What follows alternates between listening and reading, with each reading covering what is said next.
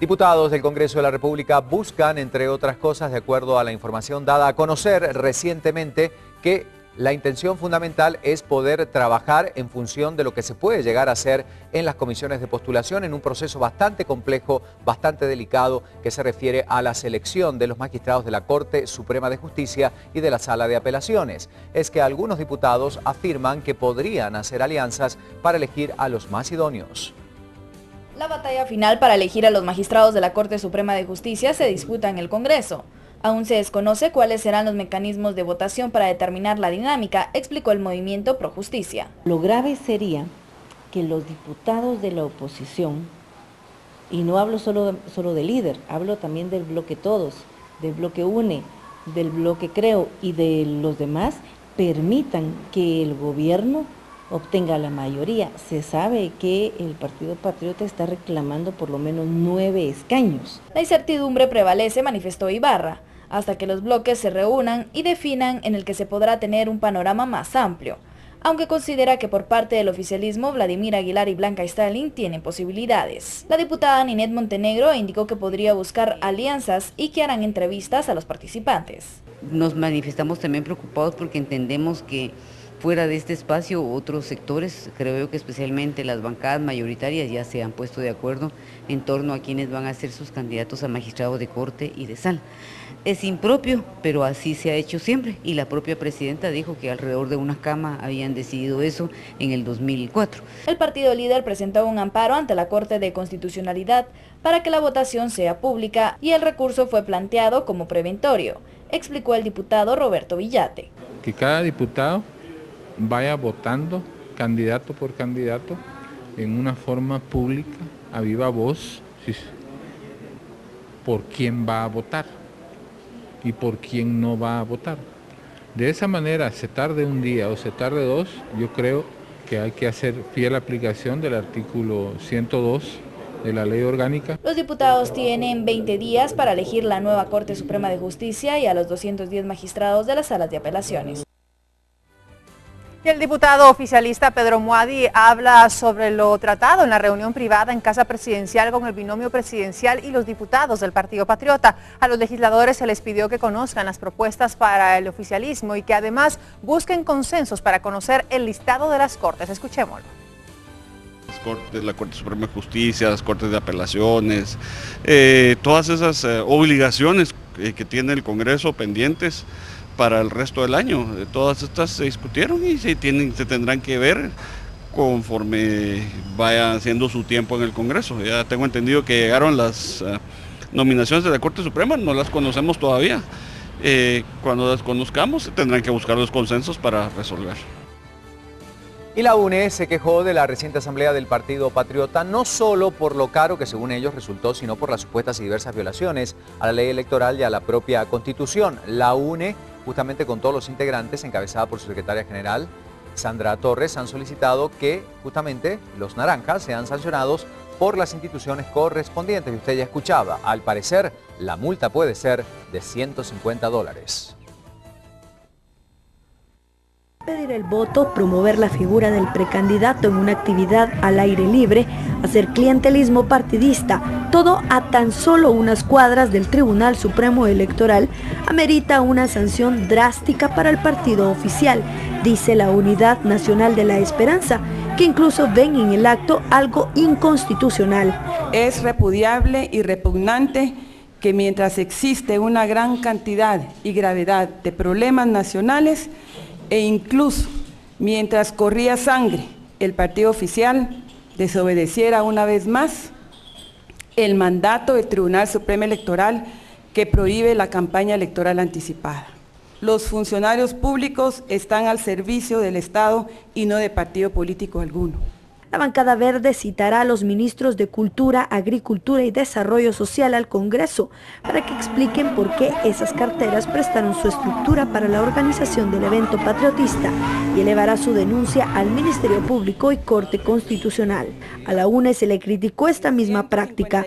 Hoy se les vuelve a cuestionar al respecto y responden así. Ustedes dicen que no hicieron campaña anticipada, sin embargo en el 2010 el Tribunal Supremo Electoral les multó a ustedes en varias ocasiones porque porque ustedes realizaban campaña anticipada, sobre todo usted siendo la esposa del presidente en aquel entonces. Bueno, yo no soy funcionaria pública, ni fui funcionaria pública. Y esa es la gran diferencia. Ni el gobierno ni el Partido Naranja se pronunciaron al respecto. El Tribunal Supremo Electoral no ha hecho pública la sanción al Partido Patriota. Se habla incluso de una suspensión y una multa económica, algo aplaudido por diversos sectores. Falta de información cívica electoral y la política partidista perversa hacen del clientelismo político una práctica cruel que aprovecha realmente las necesidades de las personas. Ahora repasemos las formas en las que los partidos políticos hacen clientelismo político. Ya sea en forma de bolsas de alimentos, en techos mínimos, canciones pegajosas o discursos con ataques y sin propuesta real a los problemas del país, el clientelismo no es algo ajeno a nuestro sistema político. Aunque es evidente el descontento ciudadano a esta práctica, cada vez más fácil de identificar, el discurso clientelar le da tanto rédito a las organizaciones partidistas que han visto en el voto una mercancía fácil de comprar. Los indicadores de pobreza, de analfabetismo, todo esto genera, diríamos, un óptimo caldo de cultivo, porque con la pobreza de la gente, lamentablemente los políticos juegan. Pero, ¿quién pierde y quién gana en esta relación que, lejos de ser política, se ha convertido en comercial? Este académico por años se ha especializado en el estudio de los símbolos, las imágenes, el discurso. Su análisis nos lleva a comprender por qué este modelo de hacer política ha funcionado y por qué en este juego frívolo no solo los ciudadanos pierden, pierde el país, pues al ser la democracia algo que se vende y se compra, no solo el voto tiene precio, también lo tienen los partidos políticos. Es una manifestación más de la mercantilización que se ha hecho de la política. En general, ya eso es algo bastante común conocerlo, pues no tenemos partidos políticos, tenemos empresas que se dedican a montar campañas electorales. Al votante se le asume como un cliente y por lo tanto el voto es una mercancía que se vende, que se compra, que se adquiere. Si la lógica es mercantil, entonces obviamente como dentro de cualquier sistema empresarial, quien gana es quien más mercancías puede aportar. Dentro de esa misma visión empresarial, los políticos solo pueden ver que se compra el voto a partir de un trueque, y ese trueque es un trueque comercial absurdo. Más allá del discurso maltrecho y del voto inmerecido que lleva al poder, también inmerecido, preocupa el financiamiento de las campañas asistencialistas, pues tarde o temprano, la factura se debe pagar, y caro. Y aquí fundamentalmente entran los intereses de las élites, de la oligarquía, los intereses del crimen organizado, para cooptarlos y que eso les garantice en la práctica política generar cuadros que les promuevan y que les garanticen, diríamos, espacios de impunidad dentro de la práctica política. Esto es lamentable, esto es un hecho. Y esto no es ajeno a la próxima campaña electoral que vamos a tener. Los partidos políticos en realidad no tienen ninguna independencia, dependen de sus financistas.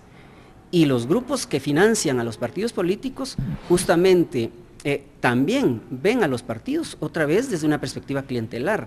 Es más, un mismo financista reparte dinero a varios partidos. Los verdaderos grupos de poder que están detrás de los partidos se benefician de un sistema de esta naturaleza y se benefician que el mismo votante asuma que la democracia es vender su voto. ¿Por qué se ha degenerado el ofrecimiento y trabajo político? No hemos tenido formación en ciudadanía, no hay cultura política y sí una gran pobreza. Por tanto, los partidos políticos ofrecen en su campaña satisfactores inmediatos para las necesidades que tiene en una gran mayoría la población guatemalteca, que los partidos han encontrado en esto un nicho de oportunidad para acercarse y comprometer a la población. De elección en elección han ido perfeccionando las formas o los modelos, las fórmulas, para ir comprometiendo y garantizándose que esa persona que se convierte en receptor de ciertos programas o de ciertos beneficios, termine realmente votando por ellos. El Tribunal Supremo Electoral, obligado legalmente a educar política y cívicamente al ciudadano, asegura ir tras una campaña agresiva para hacer conciencia en el votante, para que al estar a solas con la urna y la papeleta, recuerde que nada ni nadie debe obligarlo a votar por alguien que no quiere. Aunque todos tenemos una cuota de responsabilidad y más allá de un tribunal más activo para ponerle un alto a esto, depende del ciudadano demostrar a los partidos políticos cero tolerancia a estas campañas. De lo contrario, lejos de escuchar propuestas, estaremos invadidos por más canciones pegajosas y fotografías de caridad que muestran una imagen distante a la realidad de quien pretende gobernar. Bueno, y justamente la vicepresidenta Roxana Baldetti permanece alejada de la prensa tras el acto realizado el fin de semana. Al terminar el gabinete social que ella misma dirige, no dio declaraciones como lo acostumbra a hacer justamente a la prensa, que fue movilizada a un costado del salón, que ocupó la actividad, pero no se contó con la presencia de la vicepresidenta. De esa manera, bueno, pues no se pudieron realizar algunas preguntas sobre toda la situación y todo lo generado alrededor de la actividad del próximo domingo y sobre todo los señalamientos del Tribunal Supremo Electoral. Analistas de la sociedad civil y algunos opositores hablan de realizar una campaña anticipada justamente y que esto es responsabilidad de este partido al presentar a Alejandro Sinibaldi como precandidato presidencial. Los encargados del Ministerio de Desarrollo, Ministerio de Cultura y Deportes y del Ministerio de Agricultura van a ser citados para que rindan informes del por qué se utilizó estructura estatal en este evento del pasado domingo.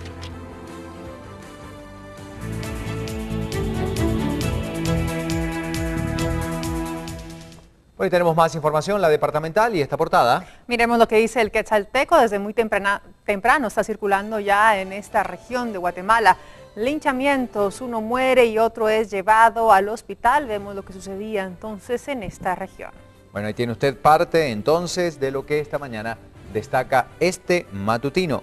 Y nosotros con más información de los departamentos, porque en Jutiapa, tras el impacto de la sequía, las autoridades de ese departamento están preparando la entrega de alimentos a familias afectadas por la falta de lluvia en los meses de julio y agosto. Un total de 17 municipios reportaron pérdidas en los cultivos. Aquí está el reporte. Autoridades de Jutiapa preparan la entrega de alimentos a partir del 1 de octubre para más de 45,000 familias afectadas por la sequía. Realizarán un simulacro previo a la entrega. En el municipio de Jutiapa hay 8,000, un poquito más de 8,000, y a nivel departamental pues fueron a inicio 47,000, ha sido depurados, ahorita más o menos son 46,000, y porque por problemas de EPI o otras circunstancias o duplicidad de los mismos que fueron depurados. Maíz, un quintal, frijol 30 libras y harina fortificada 17 libras. Eso es lo que va a entregar por ración a cada una de las personas. El Ejército y la Policía Nacional Civil acompañarán la bodega de entrega de alimentos con el objeto de evitar politizar esta ayuda, tomando en cuenta de que empleados del gobierno son los que coordinarán las entregas en los 17 municipios simultáneamente. Y vamos a realizar la próxima semana el último simulacro previo ya a la entrega en cada uno de los municipios, en donde ya van a estar conformados cada uno de los grupos institucionales que van a estar participando y asistiendo en las entregas y poder cometer pues la mínima cantidad de errores posibles en el sentido de tiempo, ¿verdad? Se pretende que sea a partir del 1 de octubre, pero eso serán decisiones de las autoridades superiores a ver cuándo van a venir los alimentos.